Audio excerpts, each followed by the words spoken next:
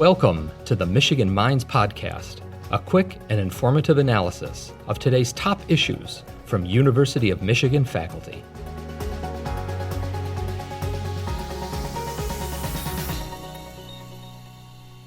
Thank you so much for joining us on Michigan Minds. I'm really excited to have the opportunity to talk with you today. So can you please introduce yourself and tell us a bit about your role at the University of Michigan? Certainly. First of all, thanks, Samantha, for inviting me to engage in this conversation. My name is Rabe. I'm a professor in the Gerald Ford School of Public Policy. I also have courtesy appointments in the Department of Political Science and the School for Environment and Sustainability, and I'm a non-resident senior fellow at the Brookings Institution in Washington, D.C. Thank you. And in what areas does your research focus? I'm a political scientist. So when I look at issues like environment, energy, and in more recent years, climate change, I think about what is politically possible or feasible in a political system like the United States, Canada, the European Union, or globally. What's politically doable or feasible? And then I ask questions about durability. Do policies that we adopt by a Congress or a parliament at a given moment, do they last? Do they stick? Can they be implemented and be effective? So I like to talk about policy as a kind of a life cycle process that begins with adoption of a policy, but then look at those policies over time and see how they fare with a particular specialization in recent period on climate issues. Wonderful, thank you. And so I want to talk to you about your recent paper, Carbon Pricing Enters Middle Age, which has recently been published by the Wilson Center. Can you first describe to us what carbon pricing is? Sure. So there are many ways that governments, societies, can try to reduce their carbon footprint, the emissions of carbon dioxide and other greenhouse gases. One idea that's been developed over many decades and emerges largely from the discipline of economics is, as you note, carbon pricing. This, in effect, is putting a price, adding to the price of the use of a particular product, in this case, oil, coal, or fuel for electricity, other energy sources. And it can come through one of two forms. It can be a straightforward tax, a carbon tax, the way we tax other commodities like tobacco, like cigarettes, like alcohol, or a system called cap and trade, which works much the same way but allows kind of market-based principles to operate and to work. Both of these tools are economically driven, are designed to create incentives for using less of a commodity where we want to really make a transition, in this case, like fossil fuels.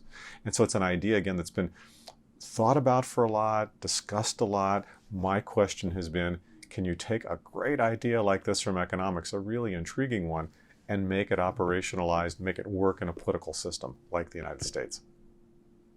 Thank you. So can you share with us some key findings or messages from your recent paper? Yes. And so in this case, the paper, Carbon Pricing Enters Middle Age, is being published essentially on the 5th anniversary of a book that I wrote 5 years ago called Can We Price Carbon? And you'll note the question mark at the end of that. I was taking this really intriguing idea of carbon pricing from economics and as a political scientist asking, over time, how has that kind of fared or played out? I talked about some of the really significant political challenges to putting that very price on carbon emissions and the possible political backlash or impediments to doing so in my book. And I looked at a few emerging examples, cases, one from the United States and one from Canada, where we were beginning to see the idea develop.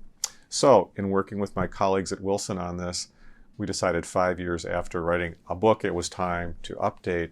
And so the focus of this new paper is to really reflect on what's happened since 2018 in the United States, but more globally with regard to this issue.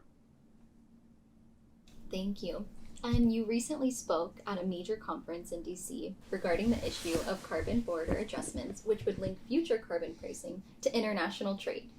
Can you talk a bit more about carbon adjustments, what the concept means, and how it can be implemented in the near future? Sure. And the carbon border adjustment issue is a central focal point in the paper that we just mentioned, the new paper, because 5 years ago, that was more of a theoretical construct as opposed to a real policy idea that seemed to be advancing. So what we have seen in recent years is the emergence of kind of asymmetries between major trading partners, major nations, in terms of how they engage climate policy. In the US, there is no national carbon price. The carbon price is zero. No Congress has ever adopted a carbon tax or a national cap and trade system. But that's not true of our trade partners. In fact, about 40% of American trade is with either the European Union, the United Kingdom, or Canada, each of which has been developing a fairly significant, robust carbon pricing regime. They're all a little different. They've kind of grown by fits and starts. And so what do you do in a world where national level commitment to climate change is uneven? And it may create incentives for nations to do less because it's cheaper for them to produce and even export their goods. Enter carbon border adjustments, which again has been an idea like carbon clubs or coalitions forming around trade issues. Could you put a fee or a tariff on imported goods when they are being produced by nations that are not at the same level or commitment of climate policy as you are? In the case of the European Union, where the carbon price for much of the last couple of years has been between 80 to 100 euros a ton versus that carbon price of zero in the United States. Is it possible, or zero in other places around the world, is it possible to use trade and the terms of trade to make those adjustments? This is a very, very new area, and there's really only one key area of climate policy where we formally brought together trade and other regulatory tools. That's the really rapid transformation we're seeing in the arena of cooling sector chemicals under the Kigali Accords to transition away from hydrofluorocarbons. They're a huge reason why the United States has really come to the table with legislation and being part of this larger agreement is the U.S. manufacturers don't want to lose access to global markets, which is woven in a trade provision in an environmental agreement. It's far too soon on carbon border adjustments to know exactly how this is going to work, whether the U.S. adjusts its position, what it might be doing. But this is one of the major developments that I examine in my paper. And part of it, Samantha, comes out of this very uneven pattern across nations or asymmetries in how far they have gone on the issue of carbon pricing. The EU recently made the decision to move ahead with the first carbon tax on imported goods from nations without a price. So how will this impact or affect trade with the U.S.? The European Union has indeed been much more active and aggressive on carbon pricing and other climate policy tools than the United States. And in part because of these uneven issues, not just between Europe and the United States, but Europe and nearly all of its trading partners, including China.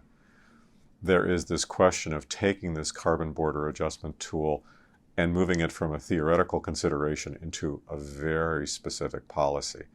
And indeed, as part of their new and expanding climate initiatives, and this has been a wrenching period for Europe because of the war in Ukraine, but they have really maintained a strong focus on climate policy.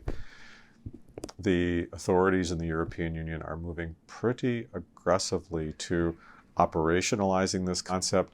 They're going to be collecting information on from their trade partners over the next few years, but they are planning to launch the first global carbon border adjustment system. This becomes really very, very significant, certainly for the United States, because this could have significant consequences for the U.S., although we're already seeing in the United States Senate different views on whether the U.S. should respond to this with its own domestic carbon price. We've seen senators like Sheldon Whitehouse from Rhode Island, Chris Coons from Delaware thinking about these issues, Democrats, but we also see other legislators, including some Republicans, like Kevin Cramer from North Dakota, Senator Cassidy from Louisiana, beginning to argue another way to think about carbon border adjustment is not the carbon price, but the energy efficiency or the energy intensity of production, manufacturing things like steel and aluminum. So we're actually seeing a flurry of bills in the Senate. I don't think that they're going to pass anytime soon, but this issue has been joined. Could the U.S. develop its own carbon border adjustments, focused not on the carbon price, but some measure of energy efficiency in the overall economy? All of this to be sorted out, and really does represent a huge test of the ability of kind of nations to work effectively together. What would the global authorities be like? And yet, a few years ago, this seemed like a remote idea, and it's really emerged as a front and center consideration in climate policy, in large part because the Europeans have pushed the issue and have the carbon pricing to back it up, with potential partners on their part in the United Kingdom and in Canada and other nations around the world that are taking these ideas seriously. Thank you. This week, you will attend a conference hosted by the Wilson Center about carbon pricing and energy transition. Can you share a bit about this event and a few key topics you'll be highlighting? Yes, the Wilson Center is a really remarkable place to encourage research. They actually provided a fellowship at the early stages of my book several years ago, and really know how to convene thoughtful and robust international conversations. And so the idea on this, along with the release of my paper, was to bring together scholars, policymakers from diverse settings, and have a conversation looking at the future development of carbon pricing. This will include representation from the European Union, a fine scholar from Canada, an international authority. And so is a part of an ongoing effort by the Wilson Center, but other think tanks, to really begin to think through and engage these issues, which climate change, we often talk about as a national or even a localized concern, as we should, but inevitably the United States will need to find ways to cooperate in constructive ways with Europe, but also other nations around the world as we make these shifts and changes, if we're going to be successful in staving off the greatest threats from climate change. So this will be part of that kind of ongoing set of conversations at the Wilson Center. Dr. Rabe, as the conversation comes to a close, we like to ask faculty, what is one thing you hope listeners remember from our conversation today? Well, if I might squeeze two in, one is that we actually have made some progress in this arena. Just the arena of climate policy has advanced to some extent in the United States in recent years, particularly the last couple of years, but also this issue of carbon pricing, as challenging as it has been politically, we've seen some really significant advances. The nations that I've mentioned, extending this policy to other climate pollutants like hydrofluorocarbons and methane.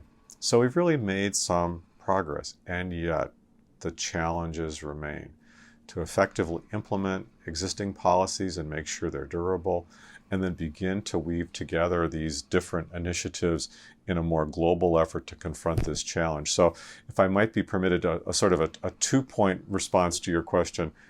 One, progress is being made. We should celebrate that and learn from it, but we should never assume game is over and resolved on an issue like climate change. And is there anything else you would like to share? I do think that a theme of my research and my teaching has been looking at politics and how we take an issue like politics, or thinking about politics, and weigh issues of climate, which can often seem overwhelming, daunting, at times even hopeless, but that there are many, many ways for individuals, for communities to consider constructive ways to contribute to this issue. And my hope would be, in our coming conversations at the Wilson Center, and even this new paper, one can look at a tool like carbon pricing, which has proven so contentious, especially in the United States, and yet to begin to see ways in which it is being used, it is moving forward, and could be part, if not the solution, part of the solution. Well, Dr. Rabe, it has been an absolute honor to talk with you today, so thank you for joining us on Michigan Minds. Thanks so much for the questions and the conversation, Samantha. I enjoyed it. Thank you for listening to the Michigan Minds podcast, a production of the University of Michigan. Join the conversation on social media with #UMichImpact.